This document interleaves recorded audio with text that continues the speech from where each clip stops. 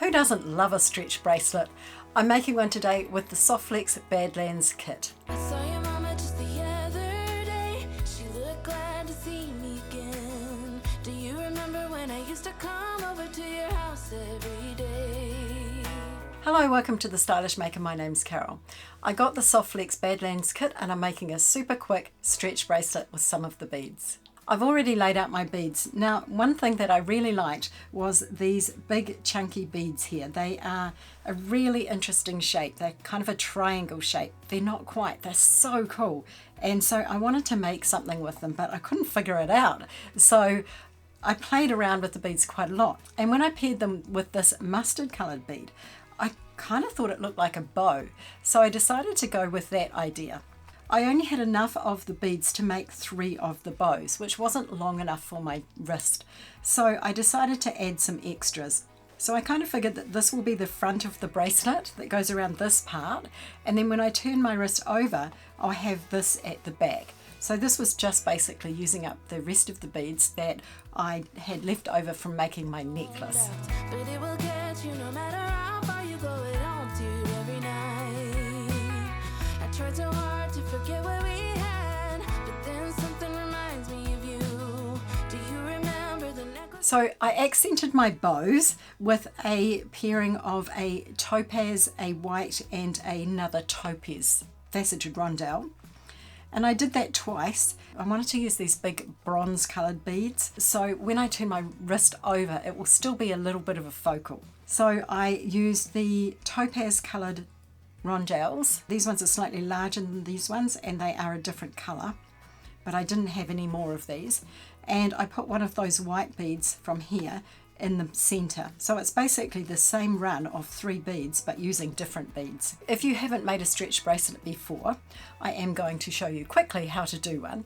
Now normally I would use this strong and stretchy cord. It's a 0.6 millimeter, and this one is great for stretch bracelets. It's nice and stretchy but still really strong. And I'll leave you this one linked below. Today though, I'm going to be using this one because you can see what I'm doing. I have here a pair of scissors and I do have a big eye needle. Now normally your big eye needle is closed at both ends. This is an old one that's come apart. So if your needles break like this, don't throw them out because they're still useful. The reason I'm using this one today is because normally I put 2 strands of my thread through the needle, but I couldn't get it through the beads this time. So I'm actually going to be using this like this today. Let's cut some of our wire, elastic. So that is probably about 30 centimeters. Now I'm going to take 2 ends and put my bead stopper on there.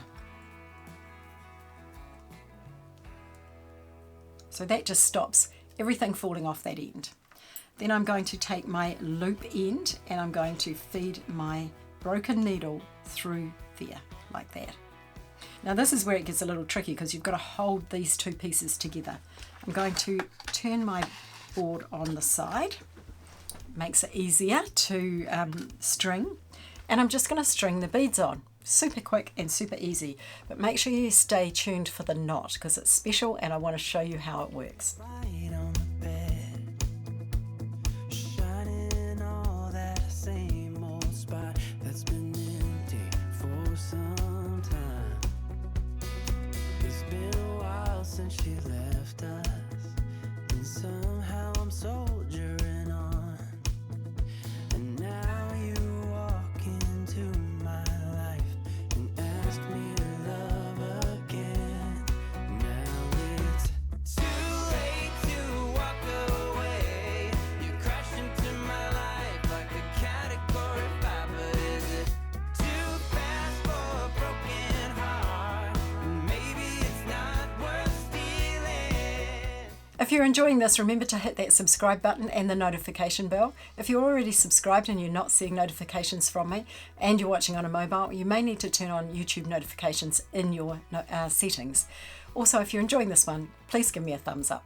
So I have my beads all strung on. Can you see how they look like a bow? Aren't they cute? I really love them. By the way, if you're interested in making the jewellery I'm wearing today, this is my exotic blooms necklace and my exotic blooms earrings. I'll leave you links for those tutorials in the description blocks, as well as the tutorial for this one, my bracelet, which is the 5-strand stretch bracelet I made from, gosh, I can't remember which kit, but anyway, I'll leave it linked below for you. So let's tie this knot. The first thing I'm going to do is take off my needle and put my fingers inside the loop that is at the end there. Now I'm going to take off my bead stopper